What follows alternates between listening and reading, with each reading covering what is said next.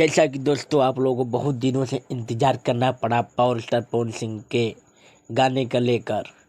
15 दिन से आप लोग इंतज़ार कर रहे हैं, एक भी गाना नहीं आया पावर स्टार पवन सिंह का, मगर आप फिर से लेके आ गए हैं आप लोग के बीच पावर स्टार पवन सिंह एकदम धमाका सॉन्ग।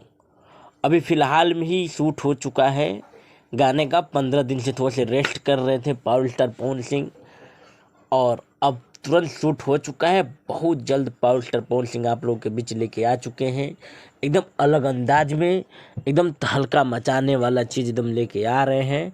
और 2 सॉन्ग लेके आ रहे हैं, एक भोजपुरी लेके आ रहे हैं पावर स्टार पवन सिंह, एक हिंदी सॉन्ग एकदम तगड़ा लेके आ रहे हैं। एकदम तगड़ा हिंदी सॉन्ग और भोजपुरी दोनों लेके आ रहे हैं पावर स्टार पवन सिंह। एक तरफा राज करते हैं और एक तरफा राज करते रहेंगे पावर स्टार पवन सिंह। तो आप लोग के बीच बहुत जल्द आने वाला है गाना, एकदम ब्लास्ट, एकदम हल्ला करते हुए, हंगामा करते हुए।